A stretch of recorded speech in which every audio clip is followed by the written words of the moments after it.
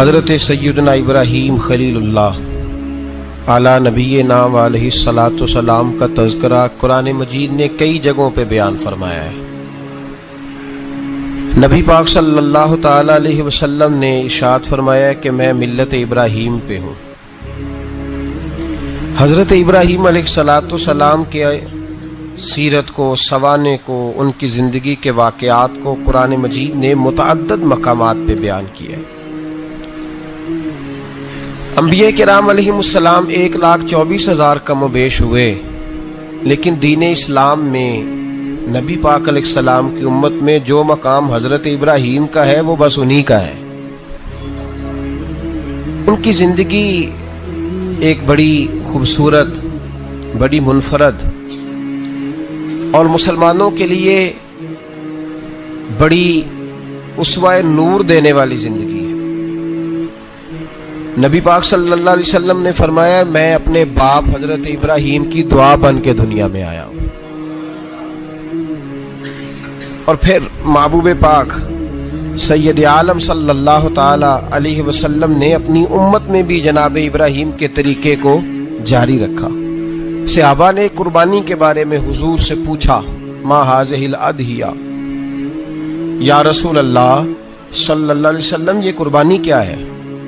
تو فرمایا سنت ابیکم ابراہیم، یہ تمہارے باپ حضرت ابراہیم کا طریقہ ہے، یہ تمہارے باپ حضرت، حالانکہ قربانی نبی پاک صلی اللہ علیہ وسلم کا بھی طریقہ ہے، لیکن فرمایا تمہارے باپ حضرت ابراہیم، حضرت ابراہیم کے ذکر کو باقی رکھا۔ اللہم صلی علی محمد وعلی آل محمد کما صلیت علی ابراہیم وعلی آل ابراہیم، ان کے تذکرے کو باقی رکھا دین کے اندر۔ حضرت ابراہیم بڑی امتیازی شان والے نبی ہیں، بڑی امتیازی شان والے۔ رب کریم کا وہ دوست جس نے کوئی چیز بچا کے نہیں رکھی، ہر شے ہی اپنے رب کی بارگاہ میں پیش کر دے۔ چند چیزوں سے انسان کو بڑا پیار ہوتا ہے، گھر اسے بڑا پیارا ہوتا ہے۔ وہ بڑا خوبصورت ہوٹل، 5 سٹار ہوٹل میں رہا، وہ اسلام آباد گیا، کسی سفر پہ گیا تو بڑے اعلیٰ قسم کے اس کو کھانے ملے، بڑی چیزیں ملی، لیکن کبھی دائیں کروٹ کبھی بائیں کروٹ۔ تو ساتھ بیڈ پہ دوست تھا تو اس نے کہا صاحب سو جاؤ، تو اس نے کہا یار جو مزہ اپنے گھر میں سونے کا ہے وہ کسی اور جگہ تھوڑی ہے۔ گھر بڑا پیارا ہوتا ہے، انسان کو لگاؤ ہوتا ہے، جس بے تکلفی سے، سکون سے، آرام سے انسان اپنے گھر میں وقت بتاتا ہے، کہیں اور مشکل ہو جاتا ہے۔ دوسرا، انسان کو اولاد بڑی پیاری ہوتی ہے، بڑی عجیب شے، نہ ہو تب بھی بڑا دکھ ہے، اور ہونے کے بعد بھی اس کی بڑی آزمائشیں، یہ بڑی ایک میٹھی چیز ہے۔ اولاد ایک بڑا عجیب سا میوہ ہے، پتہ نہیں یہ کس انجیکشن کا نام ہے کہ چھاتی پر چڑھ جائے تو اللہ سکون عطا فرما دیتا ہے، پتہ نہیں کس ٹھنڈی دولت کا نام رب کریم نے اولاد رکھا ہے، بڑی پیاری ہوتی ہے اولاد۔ پھر تیسری چیز انسان کی اپنی جان ہے، اور یہ اتنی قیمتی شے ہے کہ اللہ کریم نے فرمایا کہ اگر تیری گردن پہ کوئی آدمی پستول رکھ کے، تلوار تیرے گلے پہ رکھ کے کہے نا کہ رب کا انکار کر دے ورنہ مار دوں گا، تو فرمایا وقتی طور پہ میری ذات کا انکار کر پر جان بچا جا۔ اگر تم مرنے کے قریب ہو گیا ہے اور حرام شے کھائے بغیر تو بچ نہیں سکتا، مر جائے گا، تو فرمایا چل تو اس طرح کر حرام کھا کے جان بچا، پر جان بچانا فرض ہے، ضروری ہے۔ وطن بڑا پیارا، اولاد بڑی پیاری، جان بڑی پیاری، پر حضرت ابراہیم سے رب کریم نے فرمایا چل ابراہیم کوئی چیز دے، تو کہا یا اللہ تینوں ہی تیرے نام پہ قربان کرتا ہوں، تیری ہوئی ساری، ہر شے تیری۔ حضرت ابراہیم نے دین کے لیے، آپ شہر بابل کے قریب پیدا ہوئے تھے، وہاں سے مصر آئے، مصر سے فلسطین آئے، اور فلسطین سے آ کر کے کعبہ آباد فرمایا۔ زندگی سفروں میں گزری، سفر ایک تکلیف والی چیز ہے، پر حضرت ابراہیم نے وطن چھوڑ دیا، گھر چھوڑ دیا۔ جان بڑی عزیز ہوتی ہے اصل میں نا، جب انسان جد و جہد کرتا ہے نا دین کے لیے تو اس کے رستے میں بڑی چیزیں آتی ہیں، کبھی اولاد، کبھی گھر، کبھی باہر، کبھی حکومتیں، کبھی سیاستیں، کبھی چدراہٹیں، اس کے راستے میں بڑا کچھ آتا ہے اور اسے ہر چیز کو فیس کرنا پڑتا ہے. گھر کے اندر بھی جنگ ہوتی ہے اور گھر کے باہر بھی لڑائی ہوتی ہے. یہ آسان ہے ہی نہیں. ہم تو خیر ہتھیار چھوڑ کے پھینکنے والے لوگ ہیں، ہم بھولے بھالے لوگ ہیں. ہم کہتے ہیں میں نے تو کہا تھا مہندی نہ کرو، پر بیٹے نہیں مانے، بولے جو ہوئے. اسی طرح حالانکہ اگر وہ بیٹا کہے نا کہ ابا جی لاؤ زندگی میں سارا کچھ میرے نام کرو، تو پھر ہم بولے نہیں ہوتے اور اس وقت ہم تیز ہوتے ہیں، کہتے ہیں یہ کیسے ہو سکتا ہے، ہاتھ کاٹ کے دے دوں. اس وقت نہیں. دین کے معاملے میں بولے ہوتے ہیں. بیٹا بد مذہب کے پاس جا رہا ہے تو اس وقت ہم بولے بالے ہیں، کوئی عرض نہیں. لیکن اگر وہ اپنی پسند کی شادی کرے ہمیں کراس کر کے، پھر ساتھ ہی ہم تیز ہو جاتے ہیں. تو حضرت ابراہیم نے جب دین کے لیے نکلے تو جد و جہد کی، گھر کے اندر بھی گھر کے باہر بھی. آپ کے والد کا نام طارق ہے، وہ توحید پرست تھے، ایماندار تھے، پرہیزگار تھے. آپ کے چچا کا نام آزر ہے، وہ بت پرست تھے، بت بیچا کرتے تھے. حضرت سیدنا ابراہیم علیہ السلام جب میدان عمل میں نکلے تو حضرت ابراہیم علیہ السلام نے اپنے گھر سے جہاد شروع کیا. لڑنا پڑا. گھر کے اصولوں سے چچا نے جو رواج بنائے ہوئے تھے اس رواج سے ٹکرائے. فرمایا میں اپنے گھر کے اندر یہ بت پرستی نہیں ہونے دیں گا. چچا کو ایک دفعہ نہیں بار بار 100 دفعہ سمجھایا. آپ کا چچا بت بنا کے بیچا کرتا تھا. حضرت ابراہیم علیہ السلام تھوڑے بڑے ہوئے تو کہنے لگا کہ چلو میرے ساتھ، تم بھی بت بیچنے ہیں، ہمارا کاروبار ہے. حضرت ابراہیم ساتھ نکلے تو بت پکڑا ہے. گندے پانی کے اندر اس بت کو ڈبوتے ہیں، کہتے ہیں کسی نے خریدنا ہے تو خرید لو، نہ یہ نفع دے سکتا ہے نہ نقصان دے سکتا ہے. جو اپنا آپ نہیں بچا سکتا تمہیں کیا بچائے گا، خریدنا ہے تو خرید لو. چچا کہنے لگا تو کاروبار چمکا رہا ہے کہ تباہ کر رہا ہے. گھر میں بڑے معاملات خراب ہوئے، جھگڑے ہوئے، لیکن حضرت ابراہیم علیہ السلام ایک منٹ کے لیے بھی اپنے گھر کے اندر بھی کمپرومائز کرنے کو تیار. یہ تھوڑا مشکل میں نے پہلو چھیڑ دیا ہے، یہ تھوڑا مشکل پہلو چھیڑ دیا ہے. بڑا سمجھدار آدمی ہے پر بیوی سے پردہ نہیں کرا سکتا. سیانا ہے، پنچایت کا بندہ ہے، جو اس سے آپ کہیں گے وہ بات یہ سنائے گا، لیکن کہتا ہے نہیں جی میں نے کوشش کر لی ہے. کس قسم کی کوشش ہے صاحب، یہ کیسے ہو گیا؟ حضرت ابراہیم علیہ السلام نے گھر کے اندر سے فرمایا نہیں کرنے دوں گا. گھر کے اندر بھی ٹکرائے. فرمایا تم جو بھی ہو پاش پاش کیا چچا کے اصولوں کو. اور باہر جب نکلے تو صرف علاقے کے چیئرمین سے نہیں ٹکرائے، ایم پی ایم این اے وزیر مشیر سے نہیں ٹکرائے. سپر پاور نمرود دنیا کا واحد حکمران تھا. اس وقت دوسرا کوئی حکمران ہی نہیں تھا. اکیلے حکمران سے جا کر ٹکرائے. کوئی ساتھ فوج نہیں تھی، کوئی ساتھ ان کے طاقت بظاہر دنیا داری کی کوئی نہیں تھی. پر حضرت ابراہیم جا کے ٹکرائے اور میرے رسول پاک صلی اللہ علیہ وسلم نے سند بیان کی. فرمایا افضل الجہاد کلمۃ الحق عند سلطان الجابر. فرمایا سب سے افضل جہاد یہ ہے کہ تو ظالم بادشاہ کے سامنے کھڑے ہو کے حق بات بیان کر دے. یہ سب سے بڑا جہاد ہے. یہ سب سے افضل الجہاد کلمۃ الحق عند سلطان الجابر، سب سے بڑا جہاد. حضرت ابراہیم کھڑے ہو گئے، سپر پاور سے ٹکرائے. یہاں ہم لوگ حکمتوں کا شکار ہیں، دیکھیں گے، کریں گے، سوچیں گے. اور مولوی صاحب کو ویسے کہتے ہیں آپ پرہیز کریں سیاسی باتوں سے. بھئی اللہ کے ہر نبی نے جا کے وقت کے ظالم حکمران کو لتاڑا ہے، للکارا ہے. یہ تو مشن انبیاء ہے. حضرت سیدنا ابراہیم علیہ السلام نے اس کو جا کے کہا کہ تو جھوٹ بولتا ہے، تو جھوٹا ہے، تو خدائی کا دعویٰ کرتا ہے، تو بہت بڑا ظالم ہے. اور قرآن مجید نے اس ساری بات کو بیان فرمایا. حضرت ابراہیم علیہ السلام سے کہنے لگا میں رب ہوں. تو آپ نے فرمایا میرا رب تو وہ ہے جو زندہ کرتا اور مارتا ہے. تو پھر آپ حق بات بیان کریں گے تو اللہ مارے گا کہ بندہ مارے گا؟ کچھ بھی نہیں ہوتا، کیونکہ زندگی موت کس کے ہاتھ میں ہے؟ اللہ کے ہاتھ میں. زندگی موت اللہ، کچھ بھی نہیں ہوتا. انسان صحیح سمت کا تعین کرے اور صحیح چلے. حضرت علی شیر خدا سے کسی نے کہا تھا کہ آپ کے بڑی دشمنی ہے، کوئی محافظ رکھ لیں.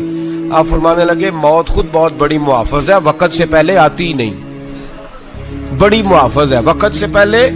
علامہ نورانی رحمت اللہ تعالیٰ علیہ کراچی جیسے شہر میں رہا کرتے تھے، جہاں گام گام پہ خطرہ تھا.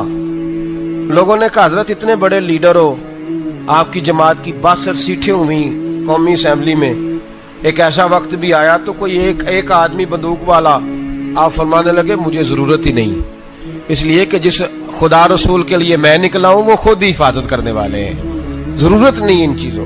تو بھائی حضرت ابراہیم ٹکرائے اور آپ کا انداز کیا ہے, جا کے کہا کہ تو نہیں, خدا وہ ہے جو زندہ کرتا. اور اس نے ایک بیوقوفوں جیسی دلیل دی. ایک آدمی کو کل پھانسی دینی تھی تو اس کو بلایا, کہنے لگا تجھے کب پھانسی ہے, اس نے کہا کل. کہنے لگا جا تجھے ذات کیا زندگی دی, اس کو چھٹی دے دی. ایک عام آدمی بیچارہ بیٹھا تھا, اس کو پکڑ کے نا کہنے لگا اس کی گردن اڑا دو. کہنے لگا دیکھ لو میں بھی زندہ کرتا اور مارتا ہوں, وہ جو کل مرنے والا تھا میں نے زندہ کر دیا ہے, اور جس کو پتہ ہی نہیں تھا کہ میں نے مرنا ہے اسے پکڑ کے میں نے مار دیا ہے. یہ بیوقوفوں جیسی دلیل ہے. حضرت سیدنا ابراہیم علیہ الصلوۃ والسلام چاہتے تو اسی وقت دلیل توڑ دیتے کہ تو کیا بیوقوفوں جیسی بات کر رہا ہے, اگر تو زندگی دیتا ہے تو مرے ہوئے میں جان ڈال کے دے جس کو تو نے مارا ہے. لیکن حضرت ابراہیم نے دیکھا کہ بیوقوف ہے, بیوقوفوں سے بحث نہیں ہوتی, دلیل بدل لی جاتی ہے, ان کی عقل کے مطابق بات کی جاتی ہے. حضرت ابراہیم فرمانے لگے میرا رب وہ ہے جو سورج مشرق سے نکالتا ہے اور مغرب میں غروب کرتا ہے, تو اگر رب ہے تو تو مغرب سے نکال کے مشرق میں غروب کر. فبہت الذی کفر, کافر لاجواب ہو گیا, اس کے پاس اس چیز کا کوئی جواب نہیں تھا. علامہ اسماعیل حقی نے خوبصورت فقرہ لکھا ہے, خوبصورت, جان ڈال دی ایک جملہ کہہ کے. حضرت سیدنا علامہ اسماعیل حقی رحمت اللہ علیہ فرمانے لگے چونکہ نمرود بیوقوفوں جیسی باتیں کر رہا تھا, اگر وہ یہ کہہ دیتا نا کہ میں سورج کو نکالتا ہوں مشرق سے, میں غروب کرتا ہوں معاذ اللہ مغرب میں میں نکالتا ہوں, تو آپ اپنے رب سے کہیے کہ وہ مغرب سے نکال کے مشرق میں غروب کرے.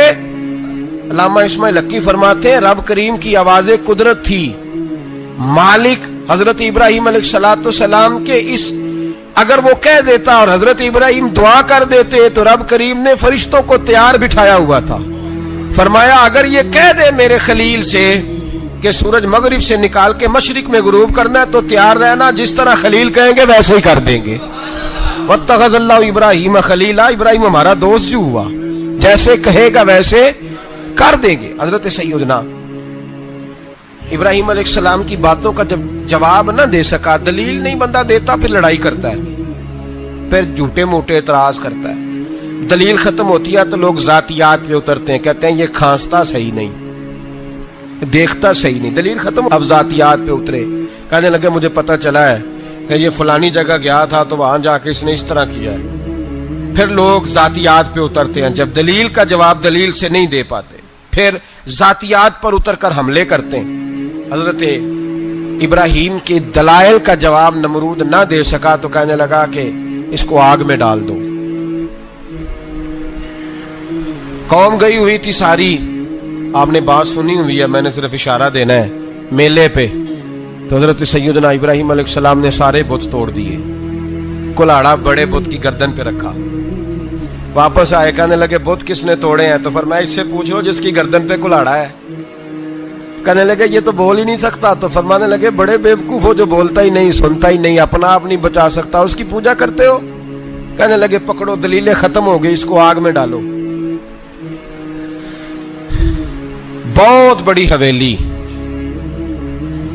45 فٹ مربع پہ مشتمل ایک حویلی بنائی گئی اور 45 فٹ اونچی. مختلف روایات, علامہ اسماعیل حقی کہتے ہیں کہ 3 مہینے تک نمرود نے کہا کہ اس کے اندر لکڑیاں ڈالو. لوگ پوچھنے لگے کتنی دنیا جلانی ہے, کہنے لگا بندہ تو ایک جلانا ہے پر بندہ بڑا تگڑا ہے, ایک بندہ. 3 مہینے لکڑیاں ڈالی گئیں. اور لوگوں کی جو تہمات ہوتی ہیں نا وہ بڑی عجیب ہوتی ہیں.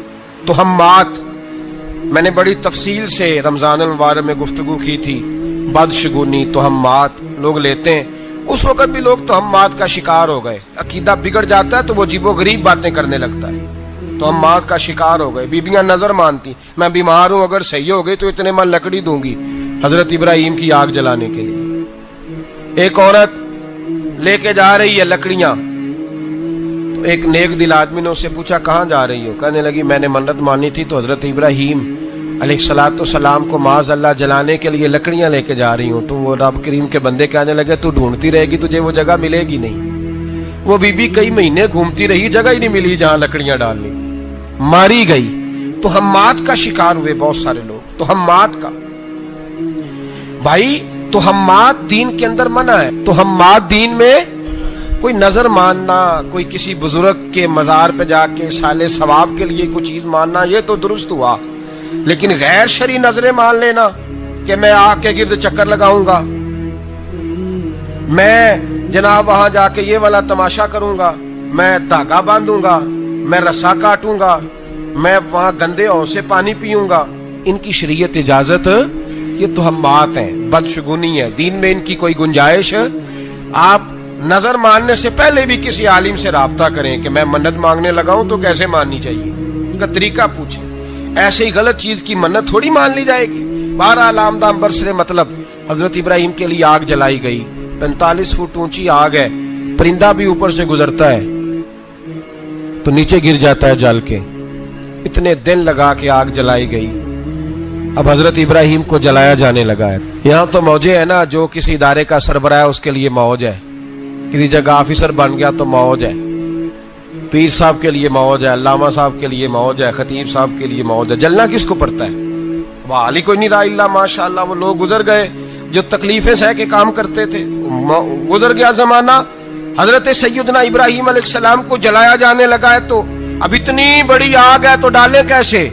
शैतान ने तजवीज दी कि मंजनीक बनाओ, मंजनीक, बड़े बड़े बांस बांध के उनके नीचे रस्सा बांधो। वो जिस तरह झूलने के लिए झूला बनाया जाता है, इस तरह एक मंजनीक पुराने जमाने में उसमें पत्थर रख के फेंके जाते थे दुश्मनों पे। वो मंजनीक बनाई गई कि दूर से हजरत इब्राहिम को फेंकेंगे। हाथ हजरत इब्राहिम के बांध दिए, पांव मुबारक बांध दिए, पूरी जमीन पे एक नाम लेने वाला खुदा का, और उसको आज रस्सियों में जकड़ा हुआ है। जब फेंका जाने लगा ना आग में, हूरे रोने लगी, फरिश्ते तड़पने लगे, ए अल्लाह ये क्या होने लगा है? एक तेरा खलील और वो भी आग में। फरमाया जाओ जाके उससे कहो अगर तुम्हारी मदद लेता है तो उसे बचाओ। हवा का फरिश्ता आया, कहा इब्राहिम अगर तू कहे। ओ भाई, इन चीजों को कहानी समझ के ना सुना करें, ये दास्तान नहीं, ये वो तरीके हैं जो हमारे रसूल ने हमें अपनाने का हुक्म इरशाद फरमाया है। जो अकीदे, ये वो नजरियात है जो हमें ओढ़ने को कहा गया। अपने रब करीम की रिजा पे राजी रहने के ये वो खूबसूरत मौके हैं सूफिया ने जिनको बनाकर समझाकर हम तक पहुंचाया है। ये है अहले तरीकत की बातें। वो कहते हैं यार जिस हाल में रखे राजी रहना है। हजरत इब्राहिम अलैहिस्सलाम को फेंका जा रहा है, फरिश्ता आया, ए अल्लाह के खलील अगर हुक्म दो तो इतनी हवा चलाऊं कि नमरूदी जल जाए सारे, आग उन पे फेंक दी जाए। आपने फरमाया तू जा, तुझसे मुझे कोई काम नहीं। थोड़ी देर के बाद पानी का फरिश्ता आया, कहा हुजूर इतनी बारिश बरसाऊंगा कि आग बुझ जाएगी। फरमाया तू जा, तुझसे कोई काम नहीं। अब जब मंजनीक में रख दिए गए, आग में जाने का लम्हा है, तैयारी है, हजरत जिब्रील अमीन हाजिर खिदमत हुए। कहा इब्राहिम कोई हाजत? फरमाया तुझसे कोई नहीं। कहा चलो मुझसे नहीं तो रब करीम से ही बात कर लो, मुझे पता है मैं छोटा हूं, आप मुझसे मदद क्यों लोगे, रब करीम से ही बात कर ले। तो हजरत इब्राहिम कहने लगे जिब्रील ये बता, रब को नहीं पता उसका खलील किस हाल में है? उसे नहीं पता मैं किस हाल में हूं, मेरे हाथ बंधे हैं, पैर बंधे हैं आग में, उसे नहीं पता। बताया तो उसे जाता है जिससे खबर ना हो। तो अगर उसे पता है, तो अगर वो जलाने पे राजी है तो मैं भी जलने को तैयार हूं, मैं तैयार हूं, मैं तैयार हूं। उसे कहो ठीक है। हजरत सैयदना इब्राहिम अलैहिस्सलाम को मंजनीक में डाल के जो फेंका आग में, या नारुकुनी बरदम व सलामन अला इब्राहिम, अल्लाह ने फरमाया ए आग मेरे इब्राहिम पे ठंडी भी हो जा और सलामती वाली भी हो जा। हजरत इब्राहिम को दो फरिश्तों ने बिठा दिया जमीन पे, फूल खिले हैं, कौंपले महक रही हैं, कलियां खुशबू दे रही हैं। हजरत इब्राहिम ने सर सजदे में रख दिया, सुबहान अल्लाह वल्हम्दुलिल्लाह वला इलाहा इल्लल्लाह वल्लाहु अकबर। हजरत इब्राहिम अल्लाह की तस्बीह पढ़ने लगे, रब करीम का शुक्र बजा लाने लगे। निकले वहां से, कुछ दिन गुजर गए, निकले, हुक्म हो गया इब्राहिम इलाका छोड़ दो। हजरत इब्राहिम अलैहिस्सलाम वहां से निकल के मिस्र आए, चचा के पास ठहरे। انہوں نے اپنی بیٹی جناب سارہ کا نکاح کر دیا. کچھ آگے بڑھے تو ایک ظالم بادشاہ سے ٹکرائے. اس نے ایک شہزادی ایک بادشاہ کی بیٹی قید کی ہوئی تھی, جناب ہاجرہ نام تھا. ان کو قید سے چھڑا کے ساتھ لائے. حضرت لوط علیہ السلام بھی ساتھ. یہ 4 لوگوں کا قافلہ چلا. فلسطین میں جا کے پڑاؤ ڈالا, گھر بار چھوڑا, تبلیغ شروع ہوئی. حضرت ابراہیم کے گھر میں 2 خواتین ہیں, ایک آپ کی بیوی ہیں, ایک حضرت ہاجرہ ہے. اولاد کوئی نہیں. بڑا میوہ ہے میٹھا. گھر وہی آباد ہوتا ہے جس میں بچے روتے ہیں. گھر ہوتا ہی وہ ہے جس میں بچوں کی چنچناہٹ ہوتی ہے, بھن بھناہٹ ہوتی ہے. حضرت ابراہیم نے ایک بچہ روتے ہوئے دیکھا تو آنکھوں میں آنسو آئے. کہنے لگے ربی حب لی من الصالحین, یا اللہ مجھے بھی نیک اولاد عطا کر دے. حضرت سارہ نے سن لیا. کہنے لگی ابراہیم شاید میرے بطن سے تو آپ کو نصیب نہیں, ہاجرہ سے نکاح کر لو. جناب ہاجرہ سے نکاح ہوا. اللہ تو بڑا بے نیاز ہے. رب کریم نے حضرت اسماعیل جیسا خوبصورت بیٹا عطا فرمایا. بیٹا کالا سیاہ بھی ہو تو سینے کی ٹھنڈک ہوتا ہے, پر یہ تو وہ بیٹا ہے جس کی پیشانی میں نور محمدی چمکتا ہے صلی اللہ علیہ وسلم. حضرت سیدنا اسماعیل علیہ اتنے خوبصورت. اب جس بیوی کے ہاں بیٹا تھا, بیٹھنا اٹھنا بھی زیادہ اس کے پاس, آنا جانا بھی اس کے پاس, توجہ ادھر ہو گئی. جناب سارہ رشک کرنے لگی. ایک دن کہنے لگی اسے چھوڑا جنگل میں, وادی غیر ذی زرع, مکے کے پاس. بھائی ایک بیٹا عالم دین بنا لو. کہنے لگا روٹی کہاں سے کھائے گا؟ تیرے 5 بیٹے ہیں, کو حافظ قرآن بنا, کہتے روٹی کہاں سے کھائے گا؟ وہ بچہ بھی کہتا ہے میں کہاں سے کھاؤں گا. حضرت ابراہیم علیہ السلام تو چند مہینے کا بچہ چھوڑ آئے, تو کہاں سے روٹی کھائی حضرت اسماعیل نے؟ کہاں سے کھائی ان کی اماں نے روٹی؟ بھوکے مر جاتے ہیں یہ سارے. میں بڑی ذمہ داری سے کہا کرتا ہوں کہ جتنی خوبصورت روٹی اللہ کریم دین کے خادموں کو عطا کرتا ہے شاید کسی اور کے نصیب ہوتی ہو, لیکن ہم لوگ توجہ ہی نہیں کر رہے. ہمارا ذوق ہی نہیں بن رہا. ہم یہ محنت ہی نہیں کر رہے کہ قوم کو مستند علماء کی ضرورت ہے. علاقوں کے علاقے خالی ہیں, ادھر ہمارا مزاج ہی نہیں بن رہا, توجہ ہی نہیں دین کی خاطر. اور پھر چلے بچے تو بعد کی بات ہے نا, جو ابھی خود جوان ہے وہ بھی یہ دعا. ایک صاحب مجھے کہنے لگے میں دعا مانگ رہا ہوں اللہ مجھے بیٹا دے تو میں اسے دین پہ لگاؤں گا. تو میں نے کہا آپ بھی بوڑھے نہیں ہوئے, آپ خود ہی لگ جائیں. بیٹا تو ابھی آئے گا تو لگے گا نا. تو آپ تو اس وقت ہے تو آپ تو پہلے لگے نا صاحب.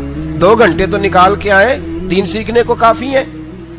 آپ اتنی لمبی سوچ رہے ہیں کہ بچہ آئے گا تو بڑا ہوگا تو وہ جائے گا تو دیکھی جائے گی. ابھی تو آپ ہیں تو آپ تو آؤ.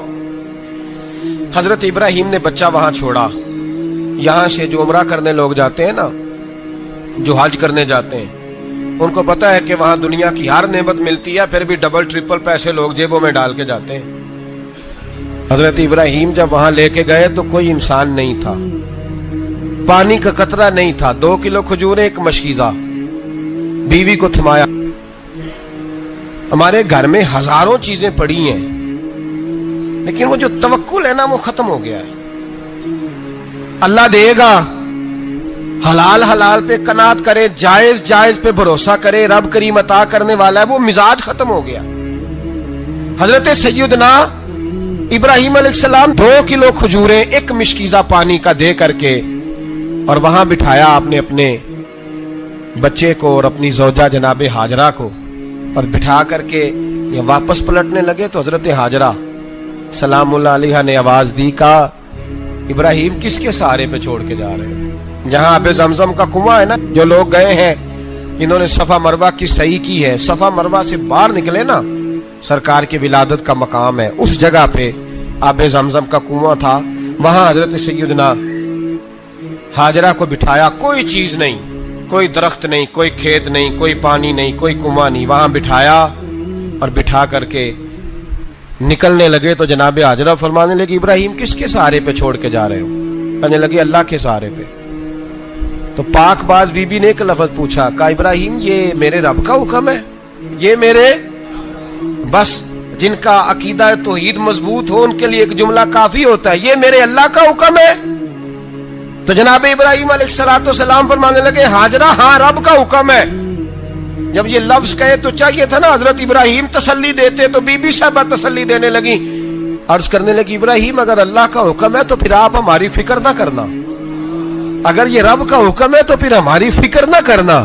جس رب نے ہمیں یہاں تک پہنچایا ہے وہ ہمیں کبھی بھی ضائع نہیں فرمائے گا. پھر فکر نہ کرنا. حضرت ابراہیم آ گئے, بات آپ نے سنی ہوئی ہے, اشارہ کرنا مقصود ہے. 13 سال میں چلے مان بھی لیا جائے بعض روایات کی روشنی میں کہ آتے جاتے بھی رہے, لیکن مکمل دیکھ بھال اپنے بچے کی پرورش میں پورا حضرت ابراہیم علیہ السلام کا کردار, سارا کردار ماں کا تھا. میں جب خواتین کے بارے میں کوئی بات کرتا ہوں تو میں آپ کو اکثر کہتا ہوں کہ یہ صرف بیوی کے لیے حکم نہیں ہوتا, یہ ٹریننگ بیٹی کو دینی ہے اور بہن کو دینی ہے. یہ تربیت کرے اپنے گھر میں. میں تجربے کی روشنی میں یہ بات عرض کیا کرتا ہوں کہ بھائی بچے باپ کے فرما بردار اس وقت ہوتے ہیں جب اماں انہیں باپ کا فرما بردار کرتی ہے, اور بچے باپ کے نافرمان بھی تب ہوتے ہیں جب اماں انہیں باپ کا. میں نے اپنے کانوں سے سنا ایک دفعہ ایک بچہ اپنے باپ سے کہہ رہا ہے آپ نے تو ساری زندگی باہر گزار دی, پیسے کمانا کون سا مشکل کام ہے, دکھ سکھ تو سارے اماں نے برداشت کیے, سکولوں میں وہ جاتی تھی, فلانا کام وہ کرتی تھی, فلانا کام. اب یہ سوچ اس کی ذاتی تو نہیں, یہ اس کو دی گئی ہے. اور اگر اس کو یہ سوچ دے دی جائے کہ اماں کہے کہ میں تو اپنوں میں رہی ساری زندگی, میں نے تو اپنوں میں وقت گزارا, اور تیرا باپ تو کئی دفعہ جنازے بھی نہیں پڑھ سکا, نے تو ماں باپ ایسے دفن کر دیے, وہ اگر یہ سوچ فراہم کرے تو پھر بچہ باپ کا فرما بردار ہوتا ہے. اور یہ والی روایتیں ہم بیوی کو سناتے ہیں, حالانکہ کس کو سنانی چاہیے بولیے؟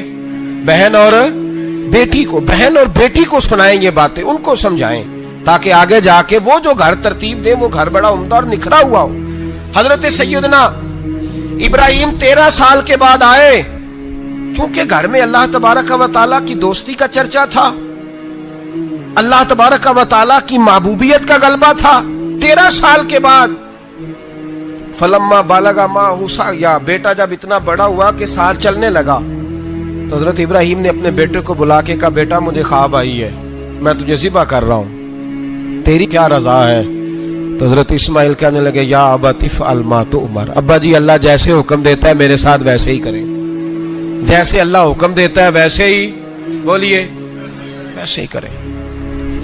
حضرت حاجرہ کو کہا کہ ایک دوست نے دعوت کی ہے تو وہاں جا رہے ہیں, بی بی مطمئن ہے, تفصیلات کی ضرورت نہیں, ختم بات, اعتبار ہے, مطمئن ہو گئی. شیطان پیچھے سے آیا اماں کے پاس, ذرا تھوڑی دیر کے لیے تصور جمائیے, یہاں تو پڑوسن آ کے کوئی بات بتا دیتی ہے خاوند کے بارے میں تو کئی مہینے جھگڑا جاری رہتا ہے, پڑوسن محلے دار. شیطان نے آ کے بتایا لفظ کیا ہے, کہا حاجرہ تمہیں پتا ہے کہاں جا رہے, کہا دوست کی دعوت میں. تو کہنے لگے دوست کون ہے؟ رب کریم, اور ابراہیم کا خیال ہے کہ اس رب نے مجھے حکم دیا ہے کہ میں ذبح کروں. تو حضرت حاجرہ کہنے لگی کبھی باپ بھی بیٹے ذبح کرتے ہیں؟ شیطان کہنے لگا ان کا خیال ہے کہ ان کے رب نے حکم دیا ہے. جناب حاجرہ فرمانے لگی اگر رب نے حکم دیا تو پھر تو مجھے شیطان لگتا ہے, تو مجھے شیطان لگتا ہے. کا کیا مطلب؟ فرمانے لگی اگر رب کریم کا حکم ہے تو میرے پاس ایک اسماعیل ہے, اگر 1000 بھی ہوتے میں سارے اللہ کے راستے میں پیش کر دے دیتی. مالک کا ہی تو ہے سارا کچھ, اسی کا ہے, اس میں لیت اللہ کی کیا گنجائش. حضرت سیدنا ابراہیم علیہ السلام نے بیٹے کے حلق پہ چھری رکھ بھی دی اور چھری چلا بھی دی, رکھ بھی دی, اور وہ تو اللہ کریم نے فرمایا یا ابراہیم قد صدقت الرؤیا, ابراہیم تو نے خواب سچا کر دکھایا, وہ قیامت تک تیرا نام رہے گا. حضرت ابراہیم نے وطن بھی دیا, جان بھی دی, بیٹا بھی, اللہ کریم نے دمبے دیے, فرمایا یہ فدیہ ہے. اب یہ قربانی قیامت تک حضرت ابراہیم کے طریقے کے مطابق جاری ہے. حضرت ابراہیم بہت بڑے مہمان نواز تھے, بہت بڑے. آپ جب مصر میں قیام تھا تو بڑے بڑے لمبے چوڑے لنگر پکتے تھے, لوگ آیا جایا کرتے تھے, بڑا تفصیل کے ساتھ کھانا ہوتا تھا. مہمان نوازی آپ کی خاص صفت مبارکہ ہے. ہمارے ہاں بھی مہمان نوازی ہوتی ہے امیروں کی, بلکہ اب تو مہمان نوازی اس طرح کی ہے کہ کل تیری میرے پاس دعوت ہے اور پرسوں میری تیرے پاس ہے. وہی امیروں میں وہ چکر رہتا ہے, پارٹیاں دوست ایک دوسرے کو ڈالتے ہیں, تیری طرف پارٹی تیری طرف. اور اسی انداز میں اب یہ عید آئے گی نا, ٹکا پارٹیاں ہوں گی جگہ جگہ, اور لوگ سوال پوچھنے لگے ابھی سے, کہتے ہیں قربانی کا کتنا گوشت گھر رکھنا جائز ہے, قربانی کا کتنا گوشت گھر رکھنا جائز ہے؟ سارا ہی جی. اس لیے فریزر لے لے, فریج سے نہیں کام چلے گا. سارا ہی جہاز گھر رکھنا سارا ہی جائز ہے, رکھ لیں. او خدا کے بندے, قربانی وہ بندہ دیتا ہے جو سارا سال ہی گوشت کھاتا ہے. صحیح کہہ رہا ہوں؟ قربانی صاحب نصاب صاحب استطاعت بندہ دیتا ہے نا, تو وہ سارا سال ہی گوشت, تو سارا گھر میں رکھنا بھی جائز ہے, لیکن سارا دے دینا بھی. تو جو آ رہی ہے اس پہ کیوں توجہ کرتے ہو, جو دوسرا جائز ہے اس پہ کیوں نہیں عمل کرتے؟ سارا تقسیم کر دیں, بات ختم ہوئی. یقین کریں, محرم میں جا کے دوست ٹیلی فون کر کے سوال پوچھتے ہیں, کہتے ہیں صاحب سنا ہے قربانی کا گوشت محرم میں کھانا جائز نہیں. میں کہ نہیں, ربیع الاول چ بھی جائز جے, رجب رمضان تک کھاؤ, کوئی بندہ نہیں منع کرتا. اس لیے کہ کسی کو دینا تو پسند ہی نہیں, یا پھر اس میں سے جو خاص خاص چیزیں ہیں وہ اپنی فریج میں, اور باقی جو ہے وہ دوسروں کے لیے. یہ کیا طریقہ ہے ہمارا؟ اور اسی پہ عمل ہے. اللہ تبارک و تعالی ہمیں سمجھنے کی توفیق عطا فرمائے. حضرت ابراہیم بہت بڑے مہمان نواز تھے. صرف قربانی نہیں دیتے تھے, سارا سال بہت سارا لنگر, بہت سارا کھانا پینا, بہت ساری چیزیں جاری رہتی تھی. اور جتنے غریب لوگ تھے فلسطین کے, ان کو پتا تھا کہ حضرت ابراہیم علیہ السلام کا لنگر جاری ہے. فلسطین میں جب آپ کا قیام تھا, ایک دفعہ ڈھیروں مہمان آ گئے اور کھانے کو کوئی چیز نہیں. حضرت سارہ اور جناب ہاجرہ دونوں اس وقت موجود تھیں. وہ کہنے لگی ابراہیم بہت سارے مہمان آ گئے تو کیا کریں؟ جناب سارہ کہنے لگی کس طرح کر کے ان کی مہمان نوازی کرنی. اور حالات یہ ہیں کہ قحط پڑا ہوا ہے فلسطین میں, مصر میں, دور دراز علاقوں میں. تو حضرت ابراہیم کہنے لگے یہ اللہ کے مہمان ہیں اور ہمیں رب کریم کا بندہ سمجھ کے آ گئے, اللہ ہی بندوبست کرے گا. فرمانے لگے میرا مصر میں ایک دوست ہے, وہ قحط کے دنوں میں غلہ جمع کر لیتا ہے, میں اس کی طرف پیغام بھیجتا ہوں, مجھے امید ہے وہاں سے غلہ ملے گا. 2 3 5 اونٹ والے غلام بلائے اور ان کو کہا کہ جاؤ غلہ لے آؤ مصر کے دوست سے.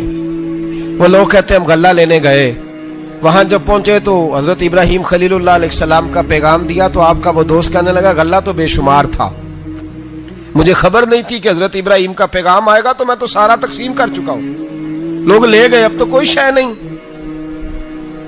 اب وہ خالی آ گئے 5 کے 5 اونٹ. جب خالی آئے تو حضرت ابراہیم کی حویلی کی دیواریں چھوٹی چھوٹی تھیں. ان غلاموں میں سے, خادموں میں سے, آپ کے ان چاہنے والوں میں سے ایک کہنے لگا یار وہ غریب تو انتظار کر رہے ہوں گے کہ غلہ لینے گئے ہیں, ہمیں روٹی ملے گی. چھوٹی چھوٹی دیواریں ہیں, وہ جب دیکھیں گے نا خالی آ گئے تو انہیں تکلیف ہوگی. اس طرح کرو بوریوں میں ریت بھر لیتے ہیں, ریت بھر کے لے جاتے ہیں, بعد میں اندر رکھ کے انہیں سمجھا بہلا لیں گے یا حضرت ابراہیم کو بتائیں گے, وہ خود ہی ان لوگوں کی دلجوئی فرمائیں گے. اب غلہ کی جگہ ریت بھر کے اونٹوں پہ رکھ کے لائی گئی. لا کے بوریاں جب رکھ دی گئیں, حضرت ابراہیم علیہ السلام دوپہر کے وقت آرام فرما رہے تھے. بی بی سارہ اٹھی, کہتی ہیں جب میں نے دیکھا نا کہ بوریاں پہنچ گئی ہیں تو گئی, غلام کو ساتھ لیا اور اس کو جب کھولا نا تو کہتی اتنی حسین گندم میں نے پہلے کبھی دیکھی نہیں تھی, اتنا پیارا دانا میں نے کبھی ملاحظہ ہی نہیں کیا تھا. فرماتی ہیں جب اس کو پیس کر چکی میں روٹیاں پکائیں تو خوشبو دور دور تک پھیل گئی, اعلیٰ غذا بنی. بڑے بڑے کھانے بیویوں نے مل کے پکائے, چن دیے گئے. حضرت ابراہیم اٹھے تو لوگ کھانا کھا رہے ہیں, سجدہ شکر ادا کیا, اور جب سجدے میں گئے تو وہی آنے لگی, پھر رونے لگے. جب پلٹ کر باہر تشریف لائے تو جناب سارہ کہنے لگی ابراہیم تمہارا مصری یار بڑا اچھا ہے, اس نے اتنی اعلیٰ گندم بھیجی ہے کہ اتنی تو میں نے پیاری گندم کبھی دیکھی نہیں. جناب ابراہیم مسکرائے, فرمانے لگی سارہ یہ مصری یار نے نہیں بھیجی, یہ میرے عرشی یار نے بھیجی ہے, یہ میرے عرشی یار نے بھیجی ہے. بھائی مہمان نوازی مزاج تھا, ہاتھ لٹا دینا مزاج تھا, دوسروں کی اشک شوئی مزاج تھا. حضرت ابراہیم علیہ السلام کا طریقہ ہے قربانی, حضور نے ان کا طریقہ بیان کیا. اگر سال کے بعد قربانی دینا ان کا طریقہ ہے تو سارا سال غریبوں کو روٹی دینا بھی حضرت ابراہیم کا طریقہ ہے. سارا سال غریب کی نوکری کرنا یہ بھی حضرت ابراہیم کا طریقہ ہے. بھوکے کو کھانا کھلانا یہ بھی. میرے مصطفیٰ کریم سید عالم صلی اللہ علیہ وسلم سے صحابہ نے پوچھا حضور بہترین مسلمان کون ہے؟ بہترین مسلمان تو حضور نے فرمایا جو سلام لینے میں پہل کرے اور غریب کو روٹی کھلانے میں سب سے اچھا ہو, وہ بہترین مسلمان ہے, زبردست مسلمان. ہمارے ہاں دعوتیں ہوتی ہیں تو امیروں کی, افطاریاں ہیں تو امیروں کی, اور میرے مصطفیٰ کریم علیہ السلام نے فرمایا بدترین دعوت ہے جس میں امیر بلائے جائیں غریب نہ بلائے جائیں, وہ بدترین دعوت. حضرت ابراہیم کا طریقہ رہا ساری زندگی مہمان نوازی. اور دوسرا ان کا مزاج تھا, اللہ سے پیار ہو گیا تھا نا. جب رب کریم سے محبت ہوتی ہے نا, اور محبت کا احساس ہوتا ہے دل میں, پھر سجدے لمبے ہوتے ہیں. عام آدمی تو نماز بھی نہیں پڑھ سکتا, اسے خدا سے محبت ہوتی ہے وہ تہجد بھی نہیں چھوڑ سکتا. وہ یہ محبت کی بات ہے نا, جس کو پیار ہوتا ہے اس کی تہجد بھی ہے, اس کی اشراق بھی ہے, چاشت بھی ہے, اس کے عمرے بھی ہیں, اس کے حج بھی ہیں, اس کے بار بار کعبۃ اللہ کے دیدار بھی ہیں. یہ محبت الہی ہے, جوش مارتی. ان لوگ سجدہ کرتے ہیں تو اٹھتے ہی نہیں. اللہ کے بندوں سے پیار کرتے ہیں, اللہ کی. حضرت ابراہیم کو رب کریم سے اتنی محبت تھی, اتنا پیار تھا کہ وہ آپ کی زندگی کے ہر پہلو سے چھلکتا تھا. ایک وقت ایسا آیا کہ اللہ تعالیٰ نے حضرت ابراہیم کو بہت زیادہ مال عطا فرمایا. اتنے اونٹ گنے نہیں جاتے, گائیں اتنی زیادہ کہ شمار نہیں ہوتی, بکرے بکریاں اتنی زیادہ کہ شمار, بہت زیادہ مال اللہ نے عطا فرمایا. اور ابھی کچھ عرصہ پہلے آپ پیچھے جائیں نا, تو جو لفظ مال تھا وہ روپے پہ تو بولا ہی نہیں جاتا تھا, وہ جانوروں پہ بولا جاتا تھا. بہت زیادہ مال اللہ نے دیا, بکریاں, گائیں, اونٹ, بیل, بڑا کچھ.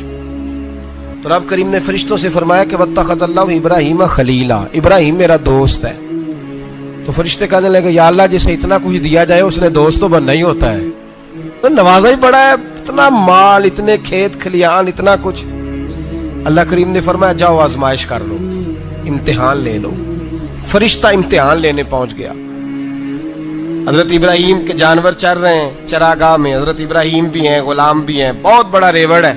آپ تشریف فرمائیں. ایک فرشتہ آیا تو کھیت میں چھپ کے بیٹھ گیا اور بلند آواز سے کہنے لگا سبحان اللہ والحمد للہ ولا الہ الا اللہ واللہ. یہ تسبیح بڑی پسند ہے, محبوب نے ان کی فضیلت بیان کی. اب وہ حضرت سیدنا ابراہیم علیہ السلام کھڑے تھے تو وہ کھیت میں بیٹھ کے تسبیح پڑھنے لگا سبحان اللہ والحمد للہ ولا الہ الا اللہ. حضرت ابراہیم کہنے لگے یہ میرے رب کا نام کون لے رہا ہے, بڑی اس کی میٹھی آواز ہے, بڑی کون ہے. ڈھونڈنے لگے, گھومتے گھومتے اس کے پاس چلے گئے, فرشتہ انسانی شکل میں. تو میرے رب کا ذکر کر رہا تھا؟ اس نے کہا میں ہی کر رہا تھا. فرمانے لگے یار ایک دفعہ پھر نہیں کرتا. تو کہنے لگا ابراہیم پہلے تو میں اپنی مرضی سے کر رہا تھا, تو کہتا ہے تو پیسے لگیں گے, پیسے ہیں تو کر دیتا ہوں. حضرت ابراہیم کہنے لگے بول تو کیا لے گا, میرے اللہ کا ذکر سنانے کا کیا لے گا. کہنے لگا جتنی بکریاں آپ چرا رہے ہیں ساری دے دے تو میں اللہ کا ذکر سنا دیتا ہوں. آپ نے فرمایا بس جا تیری ساری ہوئی, میرے رب کا ذکر سنا. اور پھر شروع ہو گیا سبحان اللہ الحمد للہ ولا الہ الا اللہ واللہ اکبر.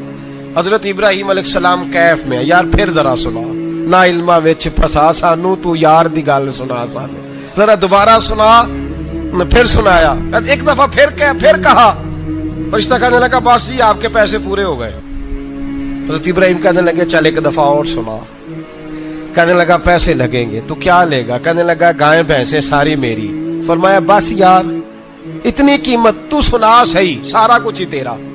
پھر شروع ہو گیا سبحان اللہ والحمد للہ ولا الہ الا اللہ واللہ اکبر. گائیں دے دیں, بھینسیں دے دیں, وہ ذکر سناتا ہے. حضرت ابراہیم کبھی مچلتے ہیں, کبھی روتے ہیں, کبھی آہیں بھرتے ہیں. تو میرے رب کا نام لے رہا ہے, ذرا پھر سے لے. کیف جاری ہے. کہنے لگا بس بھائی. حضرت ابراہیم فرمانے لگے تو اور لے لے جو لینا ہے, مجھے ذکر سنا. اس نے کہا ابراہیم بکریاں میں لے چکا, گائے بھینسیں میں لے چکا, اونٹ رہ گئے, سارے لے لوں گا پھر ذکر سناؤں گا. فرمایا جا تیرا ہوا تو ذکر سناتا رہ, میں دیتا ہوں. دے دیا, کچھ دیر ذکر کیا تو اب خاموش ہو گیا. حضرت ابراہیم خلیل اللہ علیہ السلام فرمانے لگے ذکر سنا. کہنے لگا ابراہیم اب تیرے پاس دینے کو کیا ہے, ہر چیز تو میں لے چکا. آپ فرمانے لگے یہ گائے بھینسیں بکریاں چرانے کے لیے تجھے کوئی نوکر ملازم بھی تو چاہیے نا. تو اس طرح کر, مجھے رکھ لے, میں روٹی نہیں مانگوں گا, کھانا نہیں مانگوں گا, تو اللہ کا ذکر سناتا رہنا, میں تیرے جانوروں کی نوکری کرتا رہوں گا. حضرت ابراہیم علیہ السلام نے جب یہ کہا نا, فرشتے کی آنکھوں میں آنسو آ گئے. تر دامنی پہ شیخ ہماری نہ جائیے, ہم دامن نچوڑ دیں تو فرشتے وضو کریں. فرشتہ رو پڑا اور کہنے لگا ابراہیم مجھے سینے سے لگاؤ, آپ واقعی اس قابل ہے کہ اللہ آپ کو اپنا دوست بنائے, واقعی اس قابل ہے کہ رب آپ کو اپنا. حضرت ابراہیم علیہ السلام کا خدا سے محبت کرنے کا نرالا انداز. اور میرے بھائی यही मोहब्बत उन्हें मेरे मुस्तफ़ा से भी थी। एक नबी घर बना रहा है, दूसरा बनवा रहा है। हजरत इस्माइल अलैहिस्सलाम पत्थर उठा उठा के ला रहे हैं, जनाब इब्राहिम बना रहे हैं। जब खाना काबा बन गया तो कहने लगे रब्बना वब असफीहिम रसूला, ऐ अल्लाह अब इसे बसाने के लिए अपना आखिरी रसूल भी अता फरमा। नबी पाक फरमाते हैं मैं दुआ हूं हजरत इब्राहिम की। ये कुर्बानी हजरत इब्राहिम का तरीका है। हुजूर ने अगरचे नबी पाक की अपनी सुन्नत थी, ये भी कह सकते थे सुन्नती व सुन्नती अबीकुम इब्राहिम, मेरी सुन्नत है और तुम्हारे बाप इब्राहिम की सुन्नत है। ये नहीं फरमाया। जब सहाबा ने कहा कुर्बानी क्या है, फरमाया सुन्नती अबीकुम इब्राहिम, ये तुम्हारे बाप इब्राहिम की सुन्नत है। हर साहिब निसाब पर कुर्बानी वाजिब है। जो ज़कात का निसाब रखता हो उस पर कुर्बानी वाजिब है, यानी जरूरियात से ज्यादा इतने पैसे, जितने पैसों से ज़कात फर्ज होती है उतने पैसे जिस आदमी के पास कुर्बानी से पहले पहले आ जाए उस आदमी पर कुर्बानी करना वाजिब है। बकरा, छतरा, दुम्बा 1 साल का या दुम्बा 6 महीने का हो पर इतना बड़ा महसूस होता हो कि लगे कि 1 साल का है, उसकी कुर्बानी हो सकती है। जानवर में कोई ऐब नहीं होना चाहिए, इतना कमजोर ना हो कि ज़िबा जहां उसे करना है वहां वो चल के जा ना सके, इतना कमजोर जानवर ना हो, उसके अंदर बज़ाहिर कोई इतना बड़ा नक्श ना पाया जाता हो, काना ना हो, लंगड़ा ना हो, कोई उसकी हाथ ना कटे हुए हो, ऐसा नक्श जो वाजे हो। बकरा 1 साल का, गायें और भैंस ये 2 साल की, ऊंट 5 साल का। अब इसमें यह है कि हमारे बहुत सारे दोस्त, चूंकि हम देहाती लोग हैं तो पूछते हैं कि दोंदा नहीं है तो चौगा नहीं है, तो ये हमारी पंजाबी की इस्तिलाहात हैं, पंजाबी की। शरीयत इस्लामिया ने साल बताए हैं, ये तो हमने अपनी आसानी के लिए, या देहातों में जो माहौल था इस तरह का जानवर लें, खूबसूरत जानवर लें। जो निसाब है वो भी मैंने आपको बताया, लेकिन एक और पहलू भी है। नबी पाक सल्लल्लाहु अलैहि वसल्लम पे ज़कात कभी फर्ज नहीं हुई, कभी हुजूर पे ज़कात फर्ज नहीं हुई। नबी पाक सल्लल्लाहु अलैहि वसल्लम के पास इतना सरमाया कभी इकट्ठा हुआ ही नहीं कि ज़कात फर्ज हो। लेकिन नबी पाक के सहाबा फरमाते हैं कि मदीने के 10 सालों में अल्लाह के रसूल ने हर साल कुर्बानी फरमाई है, हर साल कुर्बानी दी। और जिस साल हुजूर हज करने गए उस साल अल्लाह के नबी ने 63 ऊंट ज़िबा फरमाए। और हुजूर सल्लल्लाहु अलैहि वसल्लम जब ऊंट ज़िबा करने लगते ना तो सहाबा कहते हैं ऊंट खुद दौड़ के हुजूर के सामने आके लेट जाता और नबी पाक उसे ज़िबा करते और फरमाते हैं एक दूसरे को धक्के देते ऊंट के, पहले मैंने जाना है ज़िबा होने के लिए, पहले मैंने। उन्हें पता था कि जो मुस्तफ़ा के हाथों ज़िबा होगा वो तो दायमी जिंदगी पा जाएगा, यहां भी वहां भी जिंदा। 63 ऊंट ज़िबा किए। एक ऊंट में कितनी कुर्बानियां होती हैं? 7। अब 63 को 7 से ज़रब दोगे तो कितनी बनेगी? और फिर नबी पाक सल्लल्लाहु अलैहि वसल्लम ने 10 साल मदीना मुनव्वरा में कुर्बानी दी, हर साल। अब वो 63 ऊंट, एक ऊंट में 7 कुर्बानियां, हर साल यहाँ कुर्बानी। और मौला अली शेर खुदा फरमाते हैं नबी पाक 2 कुर्बानियां देते। मैंने कहा हुजूर 2 जानवर ज़िबा कर रहे हैं आप, तो हुजूर ने फरमाया एक मेरी तरफ से, एक मेरी उम्मत की तरफ से, गरीबों की तरफ से। और हजरत अली को हुजूर ने वसीयत फरमाई तू 2 दिया करेगा। या रसूल अल्लाह सल्लल्लाहु अलैहि वसल्लम मैं गुलाम हूँ, खादिम हूँ। हुजूर ने फरमाया अली एक तूने अपनी देनी है, एक मेरी तरफ से देनी है। 2 कुर्बानियां। मौला अली ने भी सारी जिंदगी 2 कुर्बानियां दी। हजरत अली भी माल के निसाब नहीं थे, अपना मकान ही नहीं था, कोई कारोबार नहीं था, कई दिन फाके रहते थे, पर कुर्बानियां कितनी देते थे? 2। हमारे पास वैसे अगर ससुराल में, मेके में, कजनों में कुछ शादी हो जाए तो 50-60 हजार का खर्चा बराबर है, वो पक्का है। और कुर्बानी की बारी गरीब हो गए, सारे गरीब हो गए। कहते नहीं यहाँ मुश्किल है। और खुदा के बंदे अल्लाह के साथ तिजारत कर, उसके रास्ते में 1 देगा, रब तुझे 70 गुना इजाफा के साथ अता फरमाएगा। कुर्बानी माल के निसाब पे है। कोशिश किया करें कि अल्लाह के रास्ते में जब देना हो फिर लैतुल अल्लाह से बचें, खूबसूरत जानवर लाएं। जिनको अल्लाह ने तौफीक दी है उनके लिए नसीहत है, जिनको अल्लाह ने तौफीक दी। मैंने अपने हजरत साहब को देखा है, वो कहते थे कई जानवर अल्लाह ने बड़ा नवाजा है। कहते एक मेरा है, एक मेरे माँ का, एक मेरे बाप का है, एक मेरे फलां उस्ताद साहब का, एक मेरे पीर साहब का है। ये जानवर गौसे आदम जिलानी का नाम का दे रहा हूँ। और फिर एक बड़ा खूबसूरत जानवर बंधा होता और हजरत खुद उनको चारा डाल रहे होते। तो हुजूर ये क्या है? फरमाने लगे ये मैं रसूलुल्लाह के नाम पे कुर्बान करूंगा, ये नबी पाक के नाम पर कुर्बान किया जाएगा। जिनको अल्लाह ने حیثیت دی ہے، وہ کوشش کریں اپنے محبوب کی طرف سے بھی قربانی کریں، نبی پاک کے نام کی قربانی دے، خوبصورت سا جانور پیارا، پھر اس کی خدمت ہو، پھر اس کی قربانی دی جائے اور نبی پاک کے نام پر قربانی دی جائے۔ حضور نے خود وصیت فرمائی حضرت ابو بکر صدیق کو، قربانی بڑا حسین عمل ہے، اور میرے نبی پاک صلی اللہ علیہ وسلم نے ناراضگی بھی فرمائی، ذرا خوگر حمد سے تھوڑا سا گلا بھی سن لے۔ میرے حبیب نے فرمایا جو طاقت کے باوجود قربانی نہ کرے وہ ہماری عیدگاہ میں عید کی نماز پڑھنے نہ آئے، وہ نہ آئے۔ اور یا رسول اللہ جو کرے گا، فرمایا قربانی کے جانور کا خون کا قطرہ بعد میں زمین پہ گرے گا، اللہ اس کے سارے گناہ پہلے معاف فرما دے گا، اللہ اس کے سارے گناہوں کو بخشے گا۔ قربانی کریں، خوبصورت انداز میں کریں، اللہ کی رضا کے لیے۔ بزرگوں نے لکھا ہے 3 حصے کرو گوشت کے، ایک گھر میں رکھو، ایک رشتہ داروں میں بانٹو، پڑوسیوں میں بانٹو، اور تیسرا فقط غریبوں کو دو۔ لیکن میں اکثر یہ سوچتا ہوں کہ ہمارے ہاں قربانی کرتا ہی وہ ہے جن کے گھر میں ہر جمعرات کو چھوٹا گوشت پکتا ہے، اور جن کے گھر میں ہفتے میں 3 دفعہ مرغی کا گوشت پکتا ہے، وہی تو قربانی دینے کے قابل ہوتے ہیں۔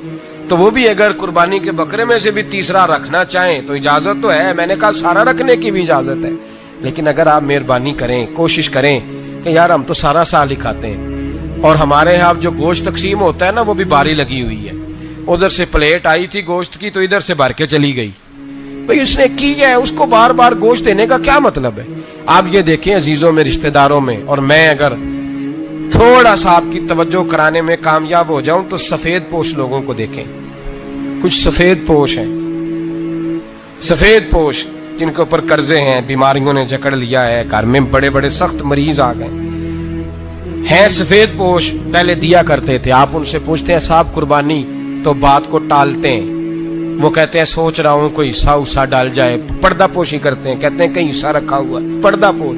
اکثر وہ لوگ قربانی نہیں دے پاتے، اکثر دیا کرتے تھے اب نہیں دے پا رہے، کیوں؟ اس لیے کہ مشکلات ایسی آ گئیں۔ ان لوگوں کا خیال کریں، ان کے گھروں تک گوشت پہنچا کے آئیں، ان پر توجہ کریں۔ وہ سفید پوش آدمی کبھی ذکر نہیں کرے گا، کچھ تو ایسے ہیں جو خود پہنچ جاتے ہیں کہ ہمیں گوشت دیا جائے، لیکن کچھ سفید پوش ہیں لا یسألون الناس الحافا، اللہ فرماتے ہیں کچھ لوگ لپٹ لپٹ کے سوال نہیں کرتے، سفید پوشی کا بھرم رکھتے ہیں، کا مزاج نہیں۔ ان کی طرف دیکھیں، اپنے رشتہ داروں کو دیکھیں،